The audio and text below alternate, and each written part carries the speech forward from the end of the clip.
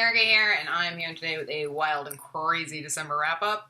I read a total of 4 books in December, which I think is my smallest wrap-up ever on this channel. And it's totally fine. I've already read more than that this month in January, and it's only like the 10th, so new year, new me, all that jazz. But I am going to tell you about the 4 things I read in December and talk about what I'm currently reading as well. The beginning of December seems like it was so long ago. It's kind of freaking me out to look at these books and realize that I just read them like a month ago. The first thing I finished in December was leftover from nonfiction November, and that was Ghetto-Side, A True Story of Murder in America by Jill Levy.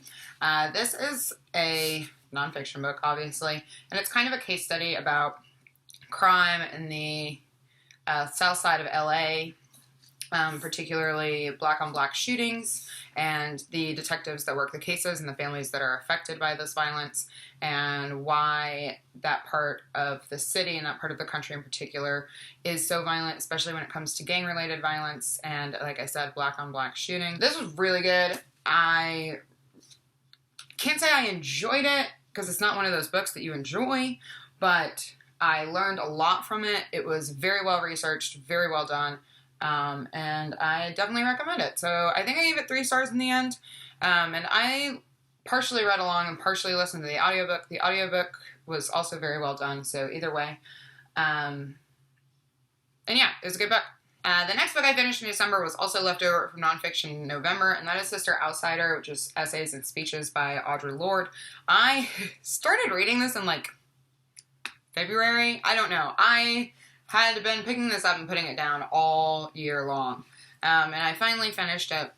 I've said in a few videos before, because it always pops up on kind of my currently reading list, that it's very dense.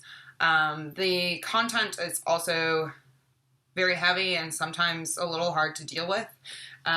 So Audre Lorde was a black feminist lesbian writer and poet, and like it says, these are a collection of some of her essays and speeches. They're really fabulous.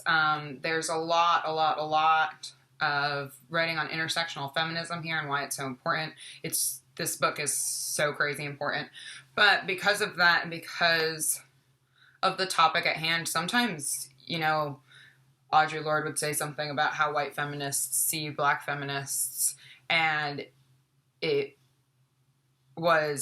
there were things that I had to come to terms with in my own treatment of feminism and sometimes of black women that was really difficult, but I am definitely a better person for having read this, and I highly recommend it.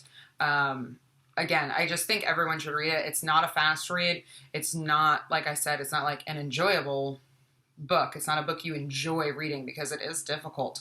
And, you know, she doesn't beat around the bush. She speaks out loud and clear. But I adored it. It's one of the most important books I read all year, so definitely pick this up if you get a chance. And then I read 2 fiction books, so we split the month half and half between fiction and nonfiction. I read Palimpsest by Kathryn and Valente. This is an adult fantasy novel by Kathryn and Valente, and I've done a full review on this, which I will link down below. But basically the premise is that the book opens up and it follows 4 different characters, so it kind of alternates chapters. And in each of their first chapters, when we meet the characters, they all have sex with a stranger who has a strange map tattoo on their body. And after that encounter, kind of in their sleep, maybe really, they're transported to a fantastical land overnight called Palimpsest. And after that, it's all about whether or not they want to keep going there, how they can get to live there permanently. And it's amazing. It's so good. So highly recommend this. Again, I have a full review, so if you want to hear more, which you probably do because it's a really good book, you can go check that out below. But this was super fun, and Kathryn and Valente creates the coolest, like, fairyland-esque worlds that I don't even know. I want to live inside her brain. It's so cool there. The last book I finished in December was The Snow Child by Eowyn Ivey. I've been wanting to get to this for ages and ages. I've heard really wonderful things about it, and I'm super glad I read it. It was a perfect kind of December read. If it's cold and snowy where you are, like it is in the South right now, this is definitely one to pick up. And this is about a couple who, in the 1920s, they live kind of on a homestead in Alaska. They're far out. They're not in touch with a lot of civilization at the time, and they've always wanted a child but haven't been able to conceive one. And one night, they build a snow girl in the snow, and the next day, basically, she comes to life. So I loved this. It's very fairy tale-esque. It's really beautiful. The characters are wonderfully well done. It was just a really beautiful, really touching, really perfect book for the end of the year for me. Just enough escapism, just enough reality, and lots of snow. So I definitely recommend this. I think I gave it 4 stars overall. So that is all that I read in December, which is totally fine. Like I said, I'm off to a good start this year so far, so yeehaw. I am reading some things currently, which I will show you now. I'm actually in the middle of 4 books. This is not very unusual for me. So I'm reading a short story collection that's Transgressions by Sally Bingham. I didn't know much about this going in. It's published by Sarabon Books, and I bought it on a whim at one point, and I'm about 40 pages in, so not too far in.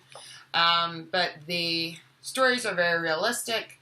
They're kind of like little bits of people's lives and what makes them tick so far, from what I've gathered. I've read 3 or 4 of them.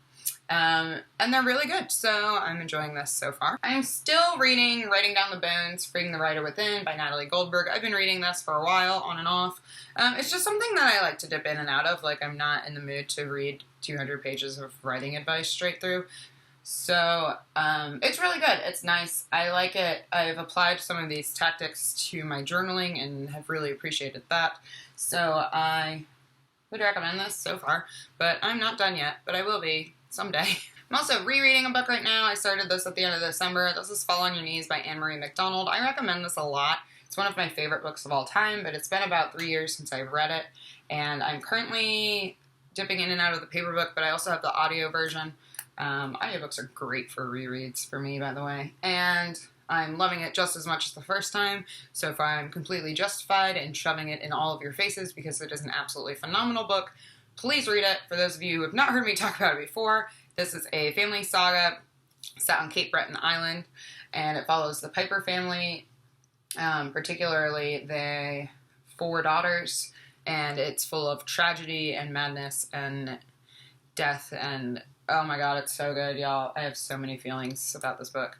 So I'll probably talk about it more when I'm done reading it for the second time, but it's been great, and I'm so glad I decided to reread it. And lastly, I'm reading a super giant book.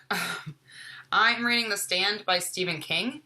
I received this as a gift for Christmas from a really good friend of mine, and I haven't even done my Christmas haul yet. I'm going to soon, but I'm waiting on books to come that I bought with my Christmas money, so when those come, I'll do my Christmas haul, I promise. But I did receive this, and the only other book I've read by Stephen King is The Shining, and I enjoyed that. It was creepy. This is not as creepy so far. I am 493 pages in to this 1,100 page book. 1149. So it's giant, but it's going faster than I thought. I started it on like the 3rd, so I'm about a week into it. So I'll finish it before the end of the month, I think. But the font is like really tiny. It's huge. This is the extended edition, apparently. I don't really know what that means. Like I said, I haven't read a lot of Stephen King, but apparently this has more to it than the original, which is not surprising. So this is getting a little beat up because I'm treating it terribly, but that is another thing I'm reading. So those are all the things that I read in December, and some things that I am currently reading. Yeah, not a great December, not worried about it, having a good January so far. I hope you all are, and thank you much for watching. I will be back soon.